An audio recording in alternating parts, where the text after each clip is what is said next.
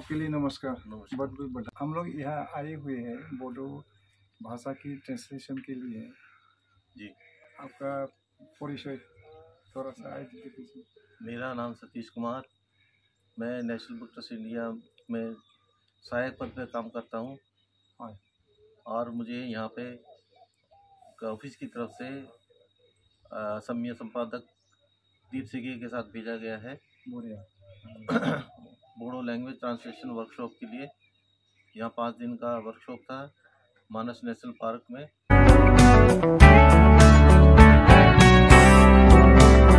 मेरा नाम सतीश कुमार है और मैं जो है नेशनल बुक ट्रस्ट से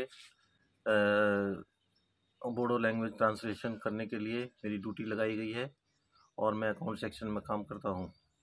बढ़िया, thank you sir. Thank you, see you again sir. मैं दीप शइकिया, मैं नेशनल बुक ट्रस्ट इंडियार অসমীয়া ভাষাৰ সম্পাদক আৰু মই বড়ো ভাষাৰ প্ৰকাশন আৰু আমি পঠনৰুচিৰ বিকাশৰ বাবে যিবোৰ বুক প্ৰমোশনাল এক্টিভিটিজ কৰোঁ তাৰ দায়িত্বত আছোঁ। बढ़िया सर, थैंक यू।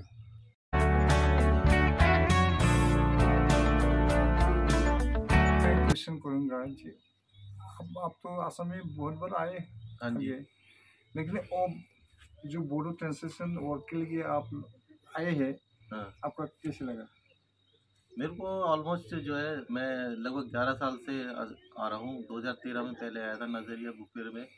उसके अलावा मैं गोलाघाट, गोलपारा, गुवाहाटी कई जगह आया हूँ, लेकिन यहाँ आया ये भी एक्सपीरियंस अच्छा है।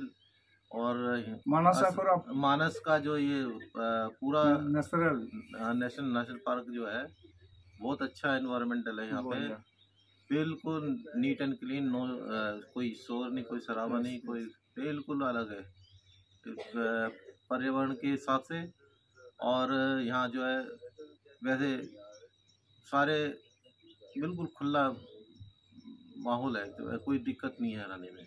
बढ़िया। और खाने पीने की भी कोई दिक्कत नहीं है, ऐसा कोई सब चीज़ टाइम से मिलता है। बढ़िया सर। आं दा दङ नैबे मोसा रिसर्टआव जे एनभिटिनि ट्रान्सलेशन वर्क बड'नि सायाव खालामगासिनो दङ। आंजों लोगोसे दीप सखिया बिथांखौ दङ आरो बिथांखौ आङो फंनैसो बाथ्रा सोंगोन। আমি নেশ্যনেল বুক ট্ৰাষ্ট ইণ্ডিয়াৰ হৈ আমি বড়ো ৰাইটাৰ্ছ একাডেমীৰ লগত 5 দিনীয়া এখন অনুবাদ কৰ্মশালাৰ কাৰণে ইয়ালৈ আহিছিলোঁ মানস নেশ্যনেল পাৰ্কত। আমাৰ 14 তাৰিখৰ পৰা 18 তাৰিখলৈকে অনুবাদ কৰ্মশালা সম্পন্ন হ'ল আৰু আজি আমি অলপ বড়ো ভাষাৰ গ্ৰন্থ বা কিতাপৰ কথা আমি পাতিম বুলি আজি আমি ঠিক কৰিছোঁ। বঢ়িয়া, ভাল লাগিল। নমস্কাৰ, মই দীপ শইকীয়া, মই নেশ্যনেল বুক ট্ৰাষ্ট ইণ্ডিয়াৰ অসমীয়া ভাষাৰ সম্পাদক আৰু মই বড়ো ভাষাৰ প্ৰকাশন আৰু আমি বড়ো ভাষাভাষী অঞ্চলত পঠনৰুচিৰ বিকাশৰ বাবে আমি যিটো বুক প্ৰমোশনাল এক্টিভিটিজ বুলি কওঁ সেইবোৰ অনুষ্ঠান সম্পন্ন কৰাৰ দায়িত্ব মই পালন কৰোঁ। নেশ্যনেল বুক ট্ৰাষ্ট ইণ্ডিয়াই সেই দায়িত্ব মোক দিছে আৰু আমি ভাৰতৰ বিভিন্ন ঠাইত আমি অনুবাদ কৰ্মশালাৰ আয়োজন কৰোঁ, ট্ৰান্সলেশ্যন ৱৰ্কশ্বপ, য'ত আমি অনুবাদ সম্পৰ্কীয় বিভিন্ন কথা পাতোঁ আৰু অংশগ্ৰহণকাৰীসকলে হাতে কামে অনুবাদ কৰে তাত। আৰু আমি কেইগৰাকীমান সমল ব্যক্তি ৰিচোৰ্চ পাৰ্চন ৰাখোঁ। এইবাৰো আমাৰ ঠিক সেইটো পেটাৰ্ণতে এই বড়ো ট্ৰান্সলেশ্যন ৱৰ্কশ্বপ মানস নেশ্যনেল পাৰ্কত অনুষ্ঠিত হৈ গ'ল 14 তাৰিখৰ পৰা 18 তাৰিখলৈকে। আৰু ইয়াৰ বাবে আমি এটা বৰ ডাঙৰ অভিলাষী লক্ষ্য ঠিক কৰি লৈছিলোঁ। 200খন কিতাপ আমি অনুবাদ কৰাৰ লক্ষ্য 150ৰ পৰা 200ৰ ভিতৰত আমি কৰিম বুলি ঠিক কৰিছিলোঁ আৰু আমাৰ সকলোকে আচৰিত কৰি আৰু এই ছাৰ মই এটা কথা সুধিব বিচাৰিছোঁ, এই যে 200খন কিতাপৰ ভিতৰত কি কি ভাষাৰে এতিয়া মানে ট্ৰান্সলেশ্যন কৰিবলৈ দিলে বড়ো ভাষা? হয়, আমি যদি এইটো এটা বৰ সুন্দৰ প্ৰশ্ন কৰিছে যে আমি 5 দিনত আমি কিমানটা ভাষা মানে চ'ৰ্চ লেংগুৱেজ উচ্চ ভাষা কিমান আছিল। সেইটো হৈছে কথা হ'ল কি, আমি যদি আপাত দৃষ্টিত যদি চাওঁ আমাৰ মূলতঃ 3টা ভাষা আছে, ইংৰাজী, হিন্দী, অসমীয়া আৰু কেইখনমান বাংলা ভাষাও আছে। কিন্তু ইয়াত আচলতে তেনেহ'লে চাৰিটা ভাষাই আপোনালোকে নহয়, ঠিক চাৰিটাও নহয়, মই সেইটোৱে ক'ব খুজিছোঁ। আৰু কিছুমান প্ৰথম যিটো ভাষাত প্ৰকাশ হৈছে, যেনে ধৰি লওক পাঞ্জাবীত প্ৰকাশ হোৱা কিতাপ, উৰ্দুত প্ৰকাশিত কিতাপ, তামিল ভাষাত প্ৰথমতে প্ৰকাশিত কিতাপ, তেলেগু ভাষাত, মালায়ালাম ভাষাত প্ৰকাশিত কিতাপো ইয়াত আহিছে, যিবিলাক এটা মাজৰ ব্ৰিজ লেংগুৱেজ এটা আছে, আমি ইংৰাজী বা হিন্দীৰ পৰা বা অসমীয়াৰ পৰা কৈছোঁ। গতিকে সেই হিচাপে বিভিন্ন ভাষাৰ লিটাৰেচাৰ হিচাপে সেইটো জাতিৰ বিষয়ে আমি জানিব পাৰিম। গতিকে গোটেই ভাৰতবৰ্ষৰ ছবিখনেই আচলতে এই কিতাপবিলাকৰ মাজত আছে, বেলেগ বেলেগ অঞ্চলৰ, বেলেগ বেলেগ ভাষাৰ, বেলেগ বেলেগ সংস্কৃতিৰ। আচলতে ভাষা হিচাপত আমি যিবোৰ ভাষা কিতাপ অনুবাদৰ কাৰণে আনিছোঁ, তাৰ যদি উচ্চ ভাষা বা চ'ৰ্চ লেংগুৱেজ কি বুলি যদি আমি প্ৰশ্ন কৰোঁ, আমি আপাত দৃষ্টিত এনেকুৱা লাগিব আমি চাৰিটা ভাষা কৰিছোঁ। ইংৰাজী ভাষাৰ গ্ৰন্থ আছে, হিন্দী ভাষাৰ গ্ৰন্থ আছে, অসমীয়া গ্ৰন্থ আছে আৰু বাংলা ভাষা আছে। কিন্তু আচলতে আৰু বহুত ভাষা আছে, যেনে পাঞ্জাবী, উৰ্দু, তামিল, তেলেগু, মাৰাঠী, এইবিলাক ভাষাৰ কিতাপো আছিল এই অনুবাদ কৰ্মশালাত। কাৰণ সেইবোৰ আকৌ আমি তাৰ কাৰণে এটা ব্ৰিজ লেংগুৱেজ ব্যৱহাৰ কৰিছোঁ, মানে আমি ইংৰাজী বা হিন্দী বা অসমীয়া বা আমি ভাঙনিটো আগতেই কৰি প্ৰকাশ কৰিছোঁ, সেইটো আমি ইয়াত ব্যৱহাৰ কৰিছোঁ। গতিকে সেই হিচাপে চাবলৈ গ'লে এইটো এটা বৰ ডাঙৰ কথা যে ভাৰতৰ ইমানবোৰ ভাষা, ইমানবোৰ অঞ্চলৰ, ইমানবোৰ সংস্কৃতিৰ মানুহে জীৱনটো কেনেকৈ ভাবে, জগতৰ কথা তেওঁলোকে কেনেকৈ ভাবে, তেওঁলোকৰ ভাষা, সংস্কৃতি, মূল্যবোধ কেনেকুৱা, সেই গোটেই কথাখিনি আমি এতিয়া বড়ো সাহিত্যলৈ নিম। আৰু এইবোৰ শিশুৰ বাবে ৰচিত কিতাপ যদিও ইয়াত ইমান কিছুমান ধুনীয়া আপোনাৰ সুন্দৰ গ্ৰন্থ আছে, যিবিলাক NVT-টো বিভিন্ন কিতাপ থাকে, ইয়াত বিশেষকৈ আপোনালোকে শিশুৰ সাহিত্যৰ বিষয়ে বেছিকৈ এইটো কথাটো ঠিক তেনেকুৱা নহয়। আমি আচলতে বিভিন্ন বয়স গোটৰ পাঠকৰ কাৰণে, শিশুৰ কাৰণে কৰোঁ, তৰুণ পাঠকৰ কাৰণে কৰোঁ, প্ৰাপ্তবয়স্কৰ কাৰণে কৰোঁ। আৰু আমাৰ কিন্তু আটাইতকৈ আমাৰ বেছি কিতাপ থকা আমাৰ যিটো শৃংখলা বা চিৰিজ, সেইটো হৈছে নেহৰু বাল পুস্তকালয় নামৰ শৃংখলা। কাৰণ জৱাহৰলাল নেহৰুৱে এইটো প্ৰতিষ্ঠা কৰিছিলে, তেখেতৰ নামতে, ভাৰতৰ প্ৰথম প্ৰধানমন্ত্ৰীৰ নামতে আমি এই শিশুৰ বাবে যিটো শৃংখলা আছে, চিৰিজ আছে, তাৰ নাম দিছোঁ নেহৰু বাল পুস্তকালয়। সেইটো আমি কোনো ভাষাতে অনুবাদ নকৰোঁ, আমি সেইটো তেনেকেই ৰাখোঁ। আৰু সেই নেহৰু বাল পুস্তকালয় বা NBP চিৰিজত আমাৰ আটাইতকৈ বেছি শিশুৰ কাৰণে গ্ৰন্থ আছে।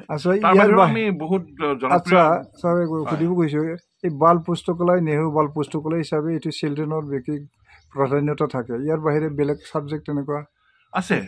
আমাৰ এতিয়া তৰুণ পাঠকৰ বাবে আমি য়াং ইণ্ডিয়া লাইব্ৰেৰী বুলি এটা আছে।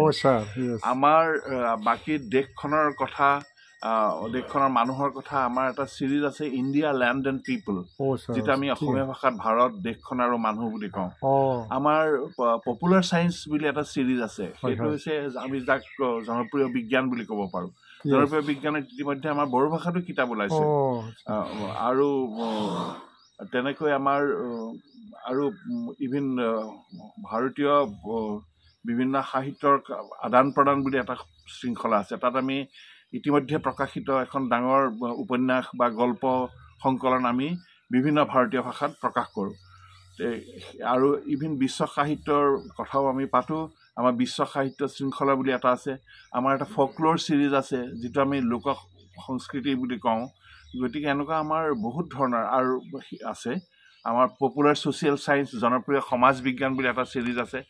আমাৰ নেশ্যনেল বুক ট্ৰাষ্ট ইণ্ডিয়াৰ গোটেই কিতাপবিলাকৰ এটাই হেৰি হৈছে, এইটো হৈছে আমি সাধাৰণ পাঠকৰ কাৰণে কৰোঁ। মানে আমি ইংৰাজীত যিটো লে ৰিডাৰ্ছ বা জেনেৰেল ৰিডাৰ্ছ বুলি কওঁ, যে তেখেতসকলে বিভিন্ন বিষয়ৰ, বিভিন্ন ক্ষেত্ৰৰ বিশেষজ্ঞ নহ'লেও আমাৰ কিতাপবিলাক পঢ়ি সুন্দৰকৈ তেওঁলোকে সেই বিষয়ৰ এটা সুন্দৰ জ্ঞান লাভ কৰিব পাৰে। গতিকে সেইকাৰণে NBT কিতাপবিলাক বিভিন্ন ৰুচিৰ আৰু বিভিন্ন বয়সৰ আৰু বিভিন্ন ভাষাৰ পাঠকৰ কাৰণে আমি কিতাপ প্ৰকাশ কৰোঁ। সেইটো কিতাপ প্ৰকাশৰ কথা আৰু আমাৰ আটাইতকৈ এটা ডাঙৰ আমাৰ কাম আছে, আমি হৈছে গোটেই ভাৰততে আমি পঠন ৰুচিৰ বিকাশৰ বাবে কাম কৰোঁ। ৰিডিং হেবিট, মানুহৰ মাজত কিতাপ পঢ়াৰ অভ্যাসটো আমি বঢ়াবৰ কাৰণে কাম কৰোঁ।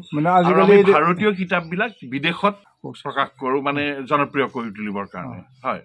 এই সময়ত যিহেতু মানে ডিজিটেলৰ কিবা গতিকে এইটো সময়ত যে আপোনালোকে যে লাইব্ৰেৰী কিতাপৰ বাবে যে আপোনালোকে কাম কৰি আছে প্ৰথম যিটো আমি যে পঢ়িব লাগে হাৰ্ড কপি যে পঢ়িব লাগে এইটোৰ বিষয়ে আপোনালোকে গুৰুত্ব দি পেলাই এইবিলাক কাম কৰিছে নহ'লে এইটো ডিজিটেলত আপোনালোকৰ আপোনাৰ মোবাইল বা কম্পিউটাৰত এইটো চাব পাৰে ইয়াতকৈ আমি বেছিকৈ আমি লাইব্ৰেৰী যদি উপভোগ কৰোঁ তেতিয়া বেছিকৈ আমাৰ মনবিলাক হয় এইটো প্ৰশ্ন আচলতে আমি যেতিয়াই কাম কৰিবলৈ যাওঁ ভাৰতৰ যিকোনো ঠাইতে আমি এইটো প্ৰশ্নৰে সন্মুখীন হওঁ যে এতিয়া ডিজিটেল বিপ্লৱৰ লগে লগে যে মানুহৰ কিতাপ পঢ়িবলৈ কম কৰি আনিছে নেকি বা কিতাপৰ জনপ্ৰিয়তা আগতকৈ কমিছে নেকি কিন্তু আপুনি যদি কিতাপৰ ক্ষেত্ৰখনত যদি কাম কৰে আপুনি দেখিব যে আমি এখন ভৌতিক কিতাপ বা ফিজিকেল বুক বুলি আমি যিখন মানে যিখন আমি যিখন ধৰি আমি পৃষ্ঠা লুটিয়াই যিখন পঢ়িব পাৰোঁ সেইখন কিতাপৰ এটা গোন্ধ আছে যিটো গোন্ধ আপোনাৰ ডিজিটেল কিতাপৰ আপুনি মোবাইলৰ স্ক্ৰীণত বা কম্পিউটাৰ স্ক্ৰীণত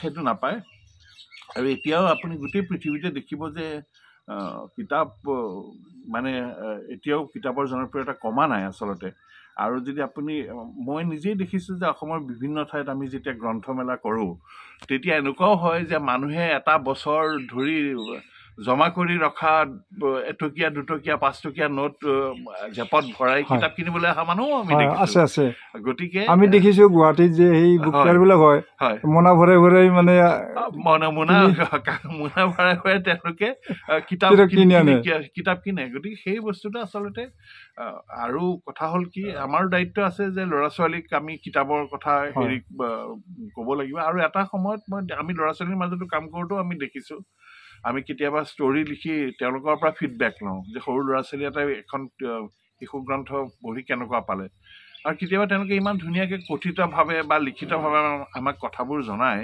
তেতিয়া গম পাওঁ যে আচলতে কিতাপৰ জনপ্ৰিয়তা শেষ হোৱা নাই আৰু কিতাপ এইটো মাজতে আপুনি কওকচোন আপুনি এটা কওক যে মানে নেক্সট জেনেৰেশ্যনৰ কাৰণে মানে উঠি অহা আমাৰ নেক্সট জেনেৰেশ্যনৰ কাৰণে আপুনি এটা বাণী দি দিয়কচোন ঠিক বাণী বুলি ক'ব নোখোজোঁ কিন্তু মানে আপোনাৰ আমাৰ পৰৱৰ্তী প্ৰজন্মৰ কাৰণে এটাই কথা আমি ক'ব লাগিব যে ডিজিটেল বিপ্লৱত যিটো আমাক দিয়ে আমাক জ্ঞানৰ কাৰণে যিটো আমাক এটা সুযোগ দিয়ে সেইটো সুযোগ আমি সদব্যৱহাৰ কৰিব লাগে কিন্তু কথা হ'ল কি যে আমি যিকোনো এটা বিষয়ৰ সম্যক জ্ঞান এটা বিস্তৃত জ্ঞান পাবৰ কাৰণে আমি কিতাপ পঢ়িবই লাগিব আৰু আমি যদি অকল ডিজিটেল মোবাইল বা কম্পিউটাৰ স্ক্ৰীণতে থাকোঁ তেতিয়া আমি কিছুমান বস্তু খুব ওপৰেহে জনা হ'ব সেইকাৰণে জীৱনত কিছুমান কথা ভালকৈ জানিবলৈ হ'লে আমি কিতাপ পঢ়িবই লাগিব আৰু